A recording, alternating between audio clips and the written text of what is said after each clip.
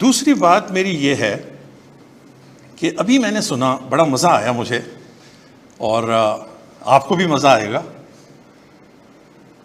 क्या आप भी सिर्फ वही देखते हैं जो आपको नज़र आता है? क्या आप सिर्फ वही देखते हैं जो आपको नज़र आता है? तो फिर आप बहुत कुछ देखने से रह जाते हैं। ज़रा समझिएगा बात को। बज़ाहिर आपको इसमें एक बोट नज़र आ रही है, एक समंदर नज़र आ रहा है, एक बर्ड नज़र आ रही है। बिजनेस लॉ का जो सब्जेक्ट है, जैसा कि अभी थोड़ी देर पहले सर ने कहा कि कंटेंट सब डील कर लेंगे। कंटेंट माने ये जहाज, ये परिंदे, ये समंदर, लेकिन इस समंदर के अंदर एक ख़जाना छुपा हुआ है। इस जहाज का एक लंबा रास्ता है, उसमें आने वाली मुश्किलात, उसमें आने वाली मुश्किलात के लिए तैयारी। देखिए, सब्जेक्ट तो हम पढ़ेंगे ही, लेकिन मेरी पूरी कोशिश ये होती है कि मैं वो जो अंदर चीज़ें हैं, जो सब्जेक्ट के अंदर चीज़ें हैं, और वो अंदर की चीज़ें जानना क्यों ज़रूरी हैं। देखिए, बिजनेस लॉ के हवाले से दो इशू इस वक्त आपके सामने हैं। नंबर एक ये कि बिजनेस लॉ सब्जेक्ट क्या है, और नंबर दो ये कि क्या मैं इस अटेम्प्ट में बिजनेस लॉ दूं। दूसरे का जवाब मैं बिल्कुल कैटेगोरिकली दे रहा हूं और अपने पूरे तजुर्बे पे दे रहा हूं। देखिए, पीआरसी के बाद जो पहला सब्जेक्ट आपको लेना चाहिए वो बिजनेस लॉ है। आप कहेंगे क्यों?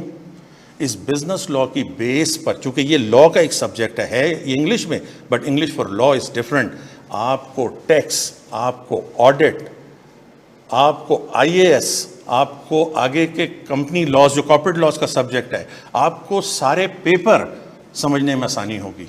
क्योंकि जब आप हमारे साथ बिजनेस लॉ पढ़ेंगे तो ना सिर्फ हम आपको एक सब्जेक्ट पढ़ाएंगे, बल्कि उसकी ड्राफ्टिंग की जो तरीका है, वो कहने को ड्राफ्टिंग है खाली कि जी 4 लाइनें लिखना नहीं आ रहा, नहीं। देखिए, उसके अंदर सवाल का समझना, उसको रीड करना, उसको एनालाइज करना, आपका माइंड का, आपको डिसाइड करना, आपको रिलेट करना, और फाइनली एक प्रिसाइज आंसर देना, ये सारी स्किल्स आपके अंदर जब पैदा होंगी, और पहली 6 महीने में जब आपके अंदर ये स्किल्स पैदा होती हैं, तो फिर आप देखेंगे कि अगले सब्जेक्ट्स में आपको ज़्यादा आसानी हो जाएगी, क्योंकि अब आप पूरी तरह से तैयार होंगे।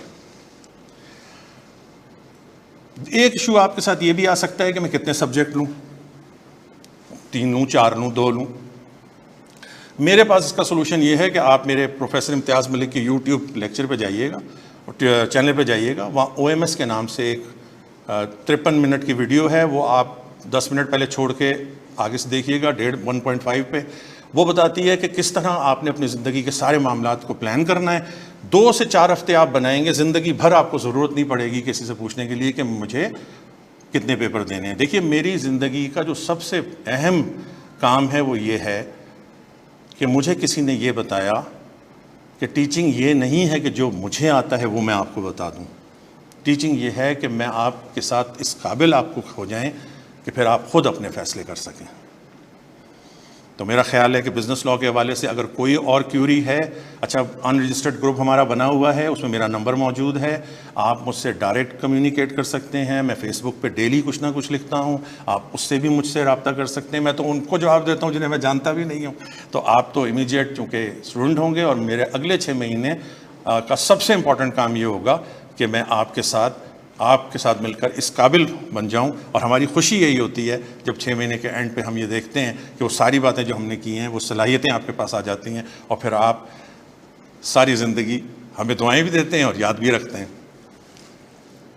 कोई बात पूछनी है तो पूछ लें। फाइनली